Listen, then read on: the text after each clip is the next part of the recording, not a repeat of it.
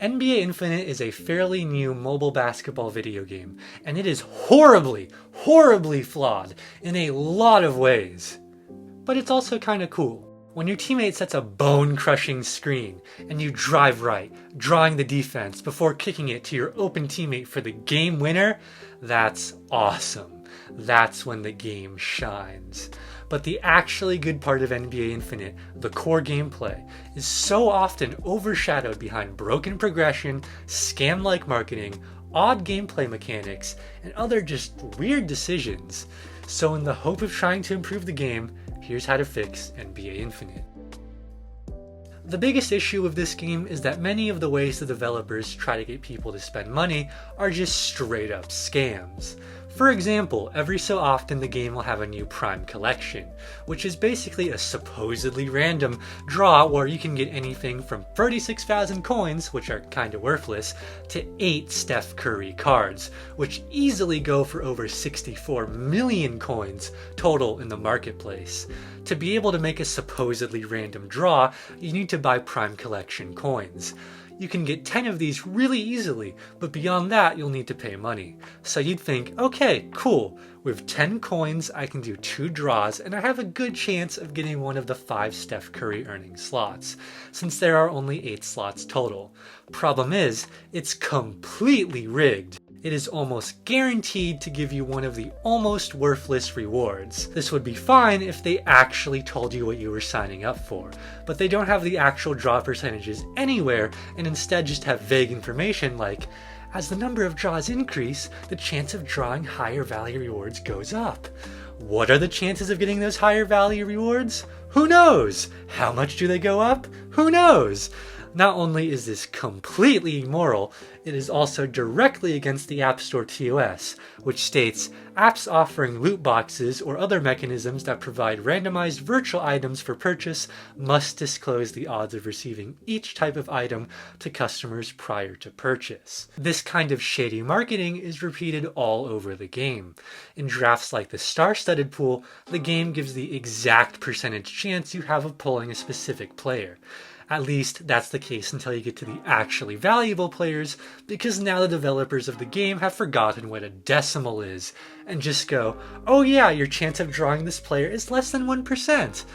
Of course, anyone who has played the game knows that these draws are rigged to make it much more likely you draw one of the less valuable players instead of the ones that are higher rated or go for more money on the marketplace.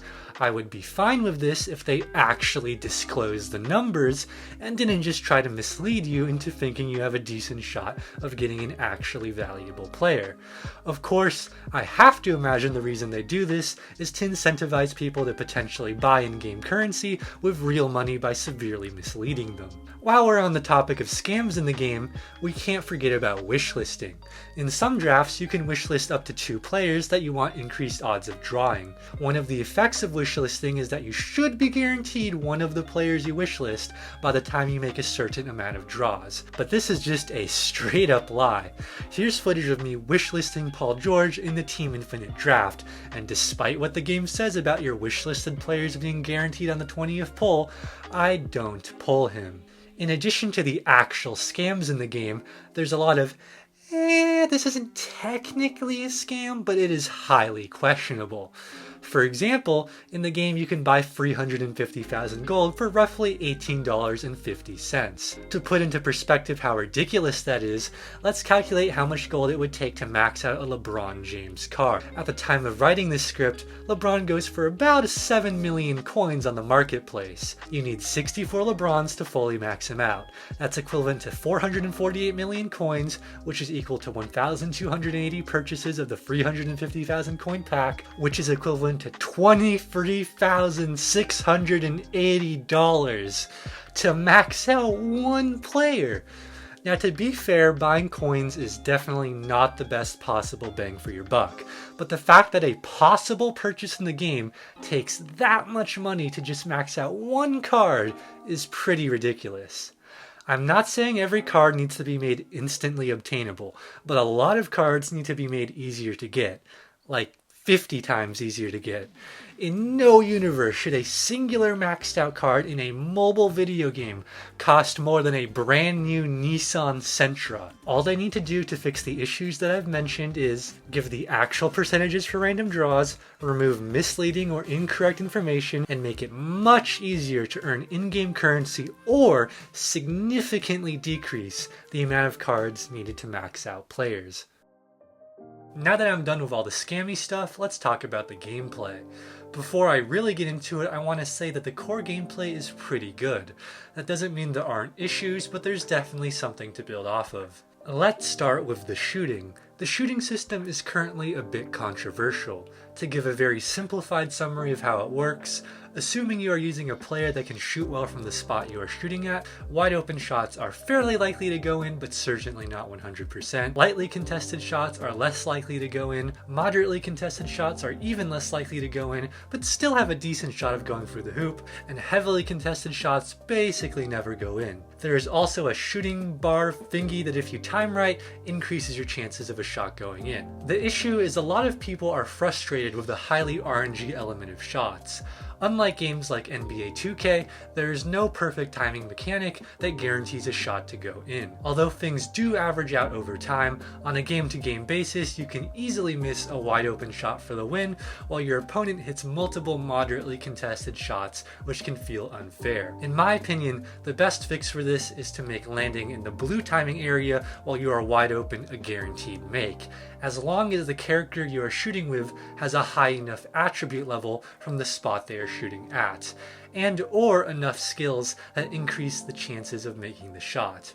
Where exactly this threshold should be is up for debate, but personally I'd like to see attribute levels of around 800 being able to guarantee makes on blue releases, with characters under but close to 800 shooting for that specific shooting zone to also be able to get guaranteed makes if their skills are good enough and also apply to the shot they are taking. Of course, distance of the shot should also be taken into account.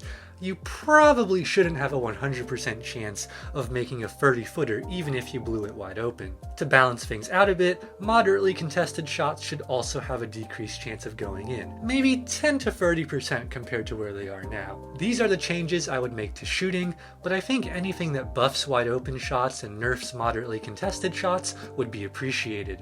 The other big complaint people have about offense is standing dunks. Basically, if you have one of a few players and you're not being guarded by Mount Everest, you can just walk up to the basket and execute a standing dunk to get an almost guaranteed 2 points every time. The fix to this is very simple. Greatly decrease the chance a standing dunk can occur, especially when someone is in your contest zone. Shooting is the main complaint for offense at the moment, so now let's take a look at defense. There are quite a few little things that could be improved, like contest zones being a bit wonky at times, and screens probably having a little too large of a hitbox, but I think the biggest issue by far is the juking mechanic. When you get the getting juked animation in NBA Infinite, it basically means that the old random number generator just didn't like you, and now you are stuck in a multiple second animation where your player has suddenly forgotten how to walk and doesn't even have a defensive zone hitbox. This is just stupid. This is not how jukes work in real life, it's not fun to get juked, and it's not rewarding to juke someone. Juke should happen when you actually juke the person who's guarding you by faking them out. This is what juke should look like. Misdirection, dribble moves. They should not be some random animation that you are forced into every so often. If it was up to me, the juking mechanic would not be in the game, but realistically the developers are probably not going to fully remove it. To make it more bearable, a juke should just result in a 20 to 30% 1 to 2 second speed decrease for the defender.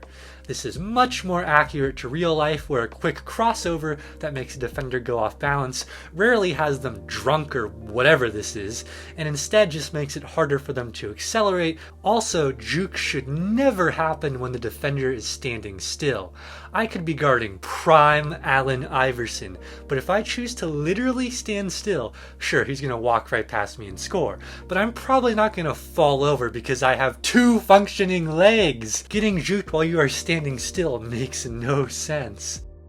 Those are the main issues I'll talk about in this video. I know I didn't cover everything, especially the Dynasty stuff, but I tried to talk about most of the big things that are currently in the game that need fixing, since a lot of the other things the community wants, like new players and more events and new courts, are all things that the developers are hopefully already working on, and there wouldn't be much of a point of me talking extensively about them, even though they are needed. I'll briefly talk about balancing real quick, since that's also a hot topic, but honestly I think it's pretty decent overall. Just nerf Tatum's strength and maybe shooting a bit, nerf the speed of big guys like Anthony Davis and Cat by 1 to 200, buff the rebounding of some guards like Luka by 1 to 200, clean up the random stats that make no sense like Jamal Murray's speed and Kawhi Leonard's 3-point shooting, and make it so coaches only affect Dynasty and not 3v3. That's it for me. See you guys next time. Bye bye.